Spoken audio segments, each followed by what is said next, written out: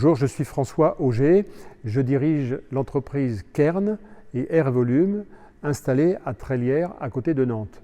L'entreprise conçoit, fabrique et assure des prestations associées d'objets gonflables vers plusieurs univers. Le premier univers, c'est l'univers de l'événementiel et de la communication.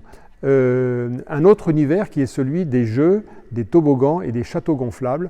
Un troisième univers qui est en train de naître, qui est celui des objets à caractère défensif pour l'armée et la défense nationale. J'ai ici à mes côtés l'exemple de ce que nous faisons en termes de recyclage de nos chutes de toile en cours de production et y compris les produits en fin de vie. Ici sont rassemblées les chutes de toile qui sont d'un grand format et avec ces chutes de toile, nous faisons, avec l'aide d'un atelier protégé, une petite housse de tablette ou d'ordinateur, une petite trousse, voilà, des tote bags, des transats, bref, des objets de type upcycling. Les petites chutes, eh bien, elles sont confiées à un industriel qui, compte tenu de la taille, ces chutes ne peuvent pas être valorisées. Eh bien, elles sont retriturées chez cet industriel qui les transforme en granulés qui, une fois injectés, construit ces dalles de plancher qui sont installées sur les planchers automobiles et également sur les postes de travail dans l'industrie. Ce matériau, qu'on appelle le PVTEX, a la propriété d'être recyclable 5 fois. Donc voilà en gros le devenir de toutes nos chutes de toile.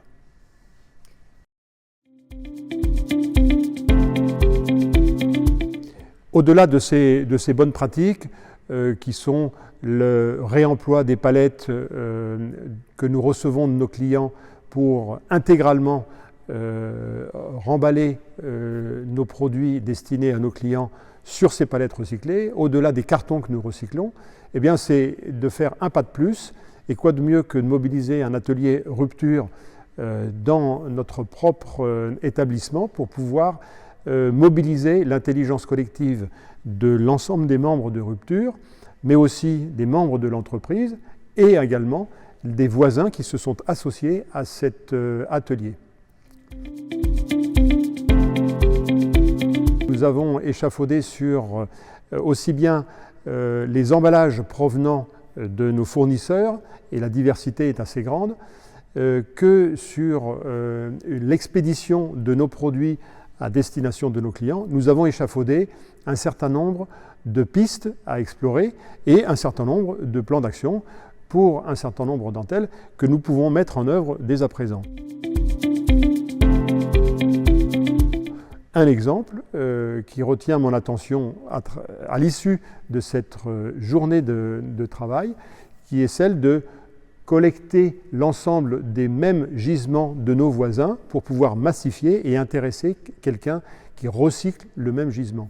Exemple, la glacine, qui est un matériau qui se trouve être derrière une étiquette autocollante. Eh bien, ce matériau papier, plastifié, dont on ne sait pas très bien quelle est ni la composition ni le devenir, eh bien, on s'aperçoit en travaillant avec nos voisins et les membres de rupture qu'au fond, ce matériau a une valeur. Et cette valeur, une entreprise est capable de la transformer en matériau d'isolation. Ben voilà une bonne pratique qu'il est facile de mettre en œuvre. Je trouve intéressant de mobiliser l'intelligence collective des membres de rupture, puisque la diversité des personnes qui se trouvent dans rupture est riche, de l'intelligence collective qui se mobilise autour d'un atelier est propice à, au fond, mener un pas de plus et une réflexion, y compris lorsque, comme une petite entreprise comme la nôtre, 5 millions d'euros de chiffre d'affaires, 35 personnes, c'est une petite entreprise, on génère des flux relativement réduits.